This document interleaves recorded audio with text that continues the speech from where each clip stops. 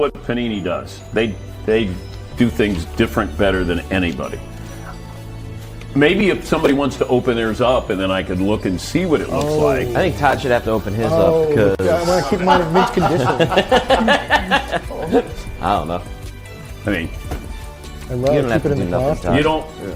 I mean, that's Seton. The scene was a familiar one for sports media. The polished set of a major network talk show, host surrounded by his crew, a new piece of merchandise on the desk. But the product wasn't the latest NFL jersey or a signed NBA basketball.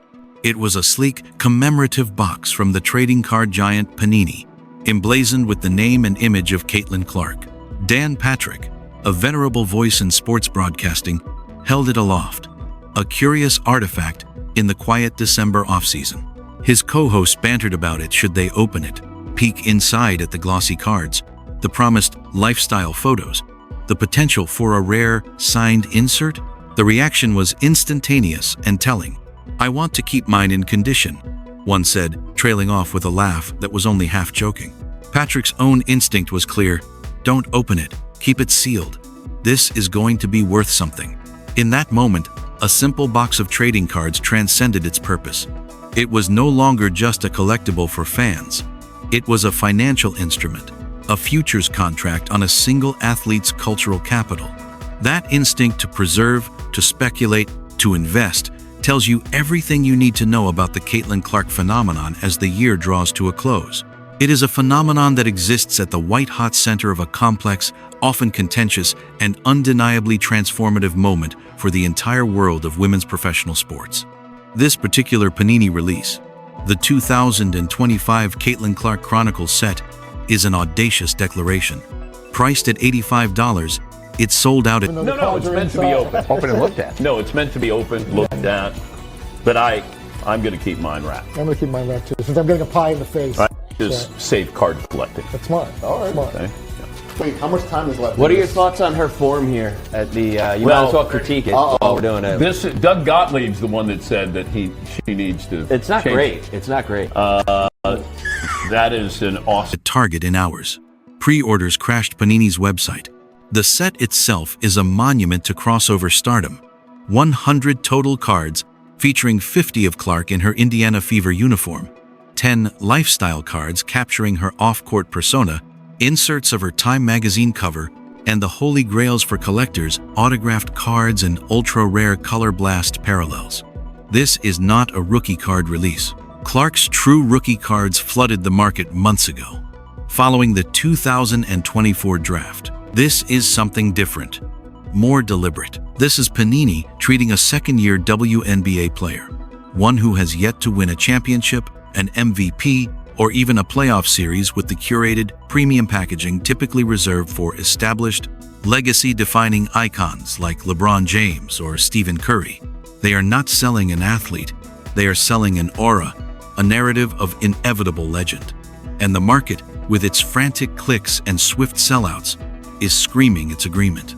Yet, this frenzy exists within a stark and dissonant context. The WNBA is currently in the throes of potentially seismic labor negotiations.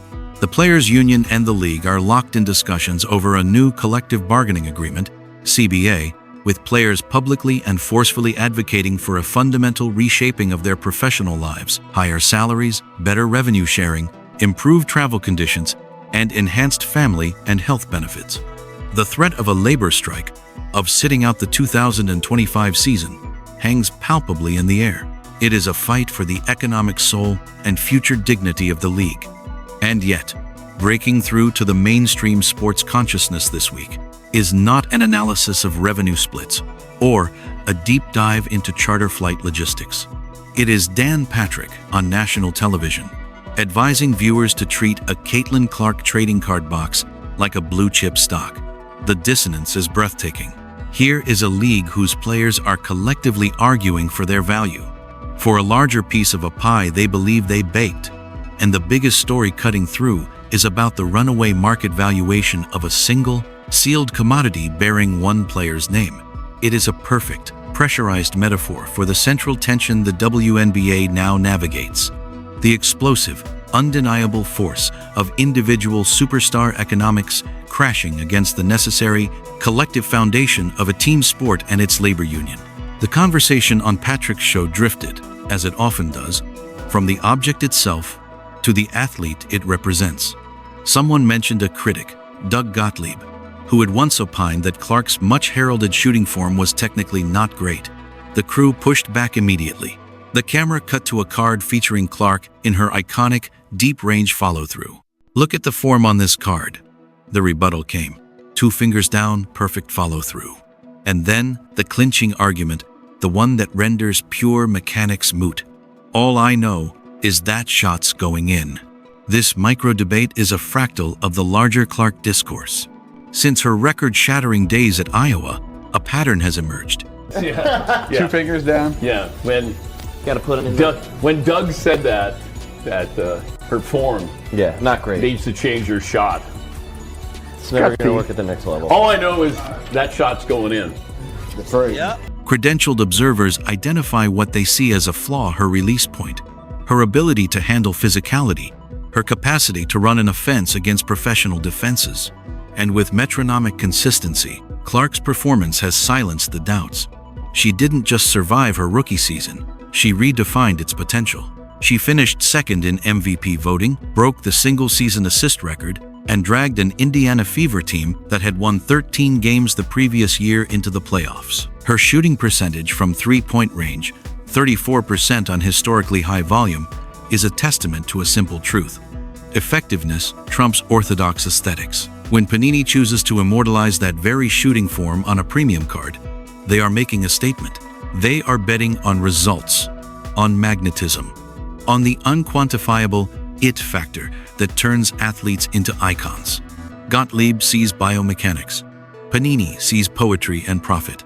The significance of this release's timing cannot be overstated. December is the dead zone of the WNBA calendar.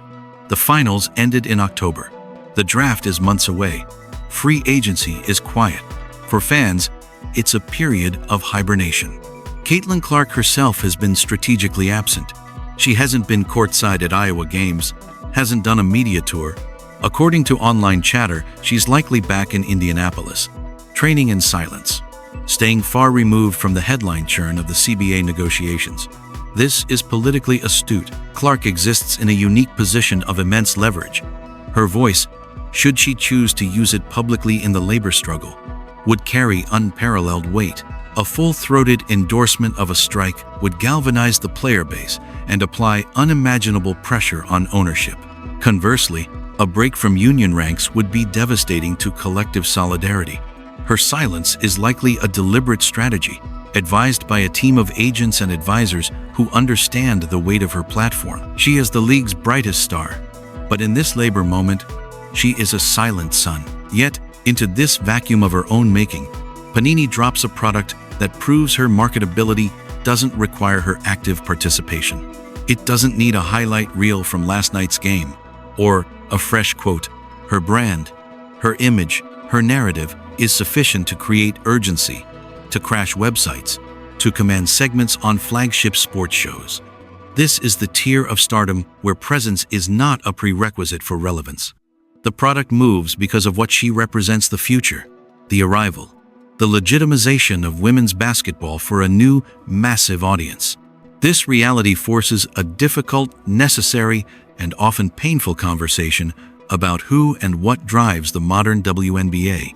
The voice that has perhaps articulated this most bluntly recently is that of Sophie Cunningham, a veteran forward for the Phoenix Mercury.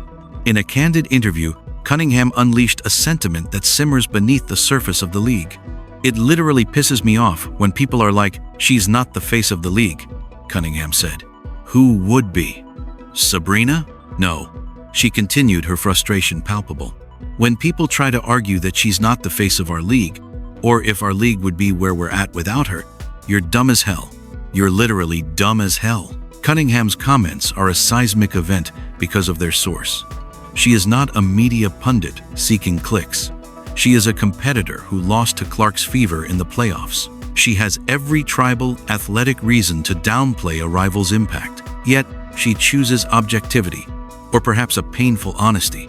She acknowledges the badasses in the league, the legends and champions who built its foundation, but she refuses to deny the observable, quantifiable truth of the present moment. And the data is stark. In the 2024 season, nationally televised Fever games averaged 1.2 million viewers. The next closest team, the championship Las Vegas Aces, averaged 620,000, nearly half. Clark's jersey was not just the top seller, it was a singularity, outselling the entire rest of the league's top sellers combined at major retailers. Social media engagement metrics show similar skews. This isn't a marginal boost, it's a gravitational shift, pulling the entire league's commercial ecosystem into a new orbit. On the other side of this argument are the longtime loyal supporters of the WNBA. These are fans who revered Diana Taurasi's merciless competitiveness, who celebrated Candace Parker's revolutionary genius, who supported the league through years of indifference and logistical challenges. They see the wall-to-wall Clark coverage as a form of historical erasure, a disrespectful narrative that implies the league began in 2024. Their frustration is valid and rooted in a deep love for the sport and its pioneers. They fear that a focus on one white Midwestern superstar simplifies a rich, diverse, and collectively fought history into a single, marketable story. This is the thorniest thicket the WNBA must now navigate. Cunningham isn't talking about history. She's talking about commercial and cultural velocity right now. And the Panini release is her argument made manifest. Where is the equivalent $85, 100 card, premium collection for Aja Wilson? Wilson is the best player in the world, a back-to-back MVP and champion, a defensive powerhouse, and a charismatic leader. Her resume is unimpeachable. Yet the market for her memorabilia, while strong, does not command this specific frenzy. The same can be said for Breanna Stewart, with her historic contract and stacked trophy case, or even Sabrina Ionescu, with her New York spotlight and iconic three-point contest moment. Panini's decision to go all in on Clark was a cold, data-driven calculation. They saw search volume, social spikes, and sales trends. They bet on the trajectory of a phenomenon, not just the pedigree of a career. This dynamic creates a strange ecosystem for everyone involved, including the legion of digital content creators who cover the league.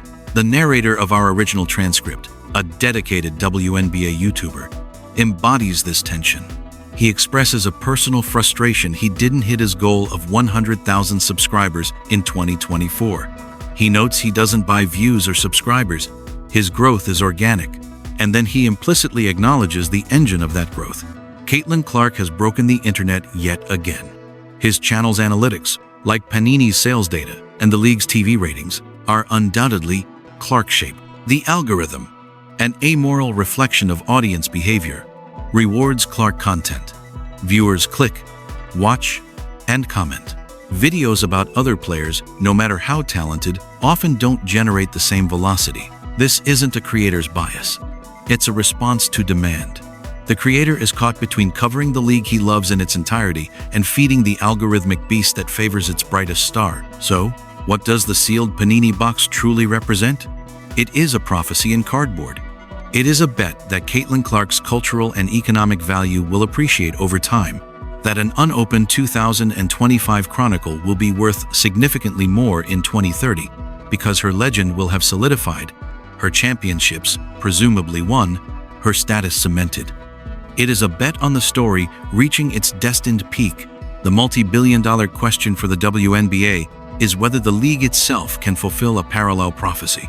Can it use this singular star's gravitational pull to build a more stable, expansive, and sustainable galaxy around her? The sealed box is a safe bet. The league's long-term health is a wildly complex gamble. The ongoing CBA negotiations are the first crucial test. The players are absolutely right to fight for a larger share of the revenue they generate. Their demands are justified, but the uncomfortable subtext is that the league's soaring valuation, the basis for those demands, is disproportionately tied to one athlete's impact. How does a union negotiate a collective agreement that acknowledges unequal individual market value while fighting for the collective good? It is a profound challenge. Clark leverage is unique, Using it to uplift the entire bargaining unit would be a powerful act of solidarity. But it also places a tremendous burden on 2-year-olds' shoulders. The league's expansion plans are another front. New teams in San Francisco and Toronto, and likely more to follow, represent growth. But will fans in those cities buy tickets to see local teams play the Indiana Fever once a year?